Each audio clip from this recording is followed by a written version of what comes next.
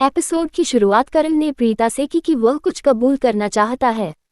वह कहता है कि वह जानता है कि उसका जीवन राजा जैसा है, लेकिन वह एक अच्छा पिता, अच्छा बेटा या अच्छा पति नहीं बन सका। प्रीता उसे बताती है कि वह जानती है कि वह राखी के लिए एक अच्छा बेटा और निधि के लिए एक अच्छा पति है। वह उसे बताता है कि वह एक अच्छा बॉस है। वह कहता है कि वह शुरुआत में एक व्यवसाय नहीं था और यह महेश ही था जो उसे व्यवसाय में लाया। वह आगे कहता है कि उसने सब कुछ खो दिया और तभी वह व्यवसाय में आया। वह उससे पूछती है कि उसने क्या खोया। वह उससे कहता है कि उसने कुछ खो दिया जो उसके पास था।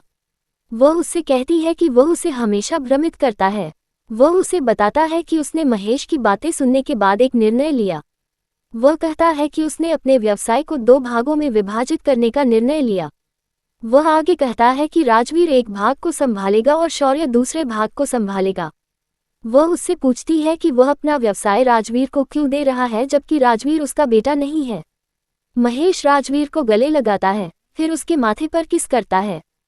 फिर दादी राजवीर को गले लगाती हैं। राखी कहती है कि उसे भी राजवीर का प्यार चाहिए, इसलिए राजवीर राखी को गले लगाता है। राखी राजवीर को आशीर्वाद देती है। करीना राजवीर से कहती है कि वह अपनी मौसी को भूल गया है। राजवीर करीना को गले लगाता है।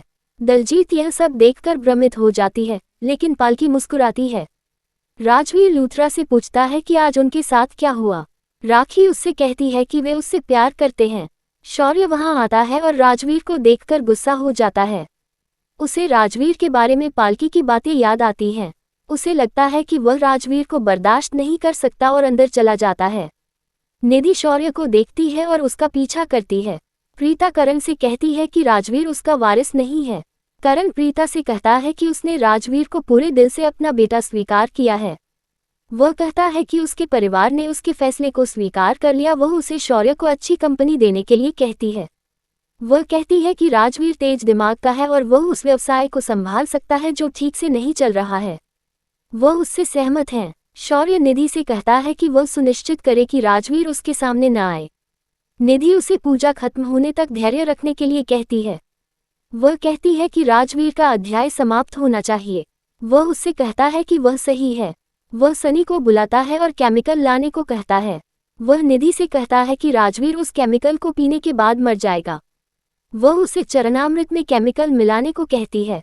वह कहती है कि पालकी सबसे पहले राजवीर को चरणामृत देगी। दूसरी ओर लोकेश और उसका परिवार रिहा हो जाता है। वे लूथरा को सबक सिखाने का फैसला करते हैं। इस बीच सनी शौर्य को केमिकल देता है। वह शौर्य से पूछता है कि क्या वह निश्चित है क्योंकि राजवीर रुद्र है। शौर्य कहता है कि वह जानता है कि वह क्या कर रहा है। सभी पूजा के लिए बैठते हैं। शौर्य जानबूझकर चरणामृत का कटोरा धक्का देता है, लेकिन ऐसा दिखावा करता है जैसे यह एक दुर्घटना थी। वह उनसे सॉरी कहता है। प्रीता कहती है कि वह फर्श साफ कर देगी। वह पालकी से नया चरणामृत बनाने के लिए कहती है। पालकी वहां से चली जाती है। निधि को लगता है कि आज राजवीर मर जाएगा।